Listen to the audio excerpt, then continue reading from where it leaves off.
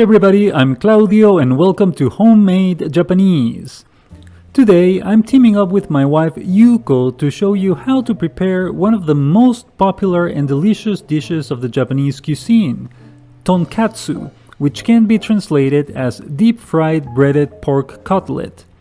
I mentioned on a previous show that the Japanese have a lot of deep-fried dishes in their everyday menu.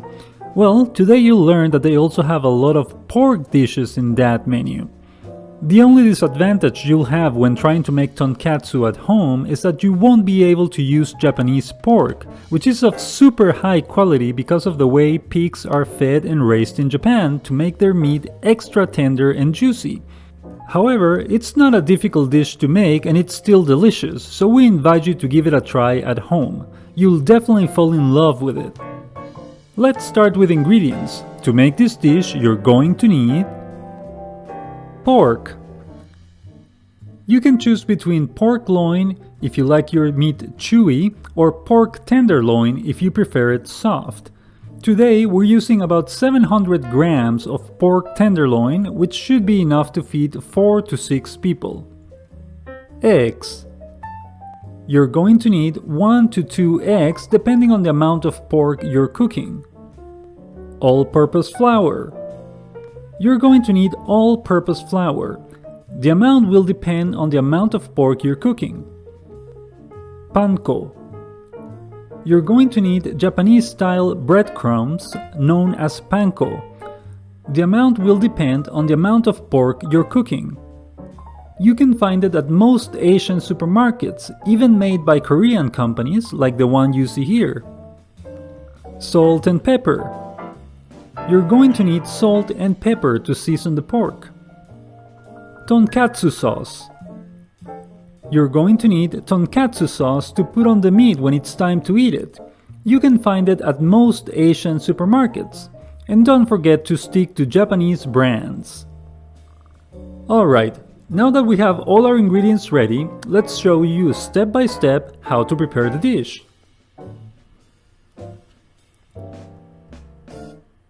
First, cut the pork tenderloin in thick pieces like the ones you see here, and then pound them to make the cutlets.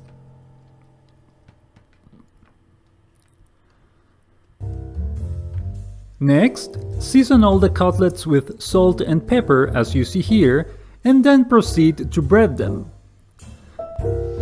To do that, it's a good idea to create an assembly line like the one you see here. First, dip the piece in the all-purpose flour. Then in the batter eggs. And finally in the panko. Use one hand for the flour and the panko and the other for the eggs. Once you're done, put all the pieces in a plate or tray and have them ready for the next step.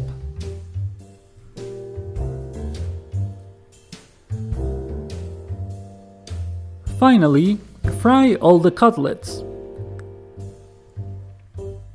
Preheat the oil at medium heat and keep it at the same temperature until the end. A cool way to check if the oil is ready is to drop a piece of panko in it. If it hits the bottom and it starts floating right away, that means the oil is ready. Fry each cutlet for about 8 to 10 minutes until they get brown.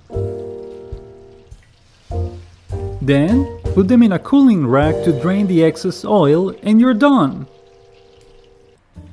The end result is a super delicious dish you'll want to eat over and over again.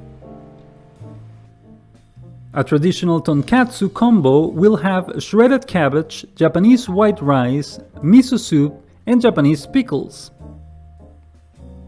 In this case, we decided to go with our own pick for side dishes: spinach with sesame seeds, a macaroni salad, Japanese white rice, and miso soup. And don't forget to add the tonkatsu sauce. It'll make the dish much more delicious. We hope you enjoyed this video and that you ventured yourself to try to make tonkatsu at home.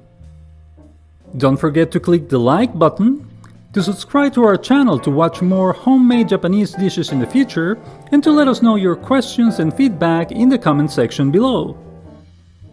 You can also follow us on Instagram at homemadejapanese2019 and email us at homemadejapanesefood@gmail.com.